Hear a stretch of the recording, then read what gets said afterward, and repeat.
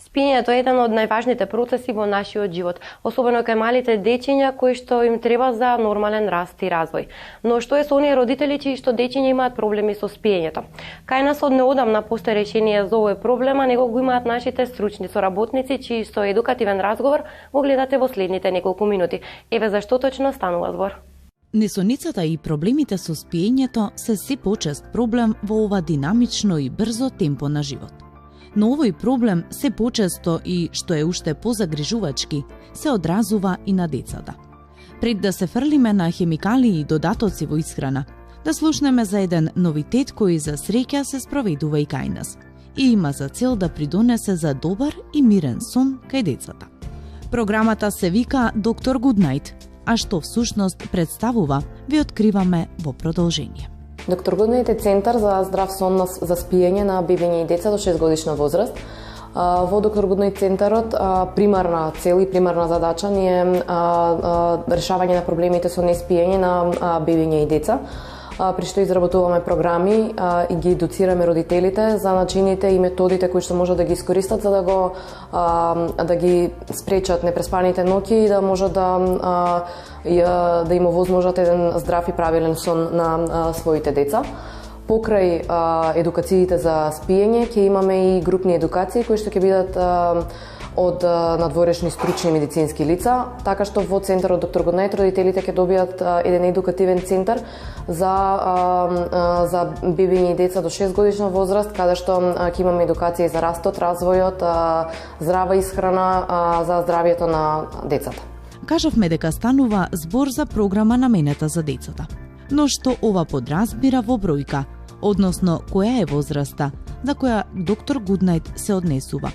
Слушаме сега. Работиме со деца до 6 годишна возраст. Вршиме програми за деца кои што имаат проблем со спиењето од 4 месеци до 6 години. Што значи дека не се препорачува да се прави било каков тренинг на деца кои што се помали од 4 месеци.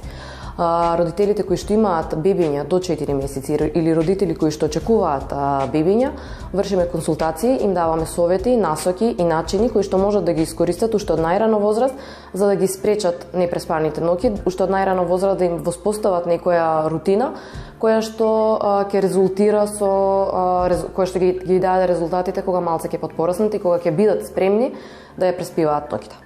Секако станува збор за сет препораки кои ќе придонесат за родителот да научи како да му помогне на своето дете. А кои се тие, дознаваме во продолжение. Многу често, скоро во секоја трета фамилија има некое бебенце кое што не спие или кој не ги преспива ноќите. Родителите досега немаа каде да се обратат конкретно за овој проблем. Најчесто советите кои што беа давани на родителите до сега е дека е такво е детето или дека ќе порасне, ќе го надрасне проблемот, меѓутоа од наше искуство не може да се надрасне некој проблем. Треба да се работи на проблемот, да се свати посериозно, да се најде начин кој што ќе му помогне на детето или на бебенцето да почне да ги преспива ноќите. Можам да кажам некој генерален совет кој што ќе им помогне да ги смират малку децата и можеби да го доведат до некој ред. Меѓутоа за совет кој што реално би им помогнал, ние инсистираме да бидат повеќе на индивидуална консултација, затоа што сите деца се различни, секој дете се соочува со различен проблем. Не постојат две исти деца, така не постојат два исти проблеми.